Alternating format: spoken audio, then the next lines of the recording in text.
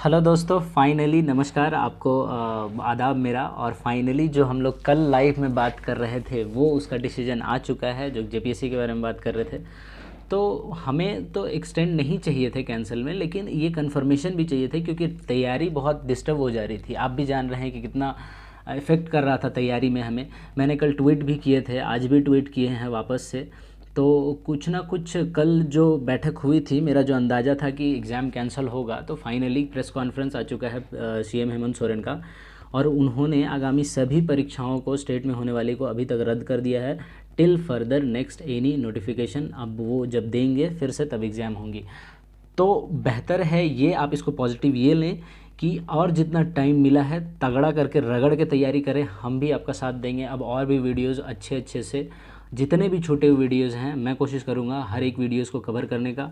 Till then keep preparing. और ध्यान रखें, एग्ज़ाम तो होगा, डेफिनेटली होगा, इसके बाद होगा, लेकिन होगा। तो तैयारी को ढील नहीं छोड़नी है। अभी जो इसमें तैयारी लगा रहेगा, definitely he will get one seat in JPSC. So rest नहीं लेना है, कीप प्रिपेयरिंग। और देखिए ये आपका प्रेस कॉन्फ्रेंस फटाक से सुन लीजिए क्या कहा है उन्होंने। और राज्य में होने वाली आगामी जितने भी परीक्षाएं हैं, किसी भी स्तर की, स्कूल के हों, कॉलेज के हों, इंट्रेंस हों या फिर किसी भी संस्थागत परीक्षाएं हैं, सभी परीक्षाओं को अगले आदेश तक रद्द किया जाता है। मेरे झारखंड वासियों, जोहार। जैसे कि आप सबको मालूम है कि कल हम लोगों ने राज्य में सर्वदलीय बैठक की और आज हम अपने सरकार के सहयोगी दलों के साथ भी हमने एक बैठक की और राज्य की कोरोना की स्थिति को ध्यान में रखकर कई महत्वपूर्ण विचार, कई सुझाव हमारे विपक्ष के साथियों के तरफ से आया है। और मौजूदा हालात को ध्यान में रखकर सरकार ने कुछ प्राथमिक स्तर पर कुछ निर्णय लिया है, जो हम आपको बताना चाहते हैं। जो राज्य में जो वास्तविक स्थिति है वो लगभग आप सब लोग अपने इर्द गिर्द, अपने मोहल्ले में चीज़ों को आप लोग महसूस कर रहे हैं, देख रहे हैं। हम अपने सीमित संसाधनों के माध्यम से व्यवस्थाओं को सुदृढ़ करते हुए और मजबूती से लोगों के स्वास्थ्य लाभ कैसे हम दे पाएं, इस विषय पर हम लोग लगातार प्रयासरत हैं। पूरे राज्य में जिले स्तर पर ऑक्सीजन युक्त बेड का उपलब्ध कराना, राज्य में आत्मरक्षक दवाओं की उपलब्धता के लिए लगातार प्रयास करना, राज्य के प्रमुख शहरों में हमारे मुख्य मेडिकल कॉलेज में, रिसर्च सेंटर में बेडों की संख्या बढ़ाना हम लोग ने सुनिश्चित कर लिया है।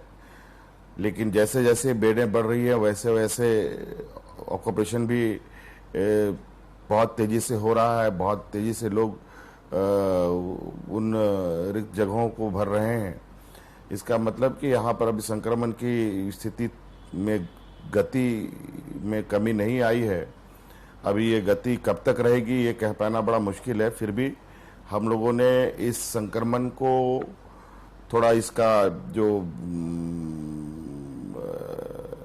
रफ्तार है उसमें कमी करने के लिए, जो हम लोग का इस संक्रमण का जो चेन है उसको ब्रेक करने का कुछ हम लोगों ने प्राथमिक स्तर पर निर्णय लिया है।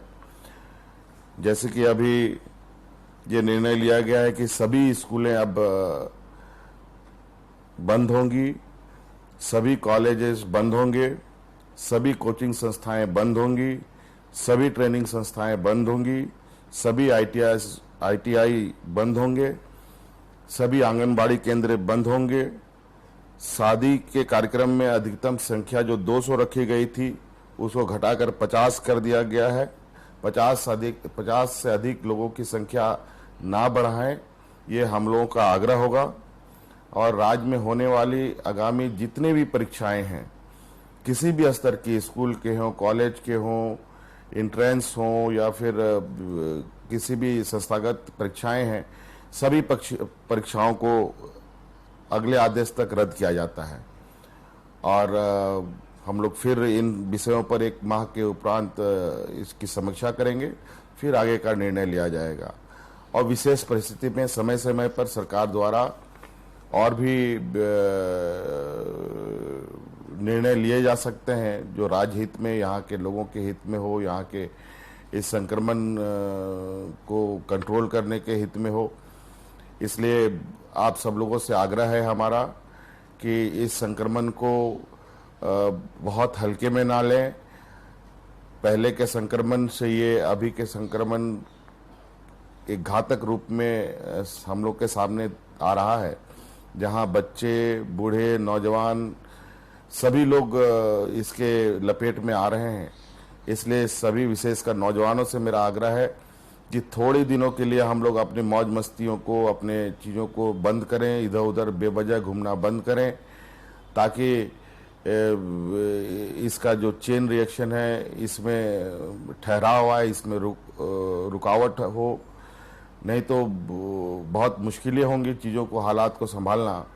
और ये मान के चलें कि जिससे भी आप मिलते हैं वो अगला कोरोना संक्रमित है, और इसी सोच के साथ आप अपने कदमों को आगे बढ़ाएं। अगर कोई अगला संक्रमित है, आप उससे संक्रमित होंगे, आपके पूरे परिवार, आपके बाल बच्चे, आपके जितने भी रिश्ते नाते हैं, सभी इस संक्रमण में चपेट में आ जाएंगे। इसलिए आप लोगों से आग्रह है कि अभी बेवजह कोई भी शहर में ना घूमे, और जो भी आवश्यकता अनुसार कोई भी निकलते हैं, विशेष परिस्थिति पे आप निकल सकते हैं, लेकिन मुंह में मास्क जरूर लगाएं। लोगों से दूरियां जितना अधिकतम आप बना सकते हैं उतना बना के रखें। भीड़ के झुंड में बिल्कुल ना रहें, यह हम लोगों का आग्रह होगा। धन्यवाद।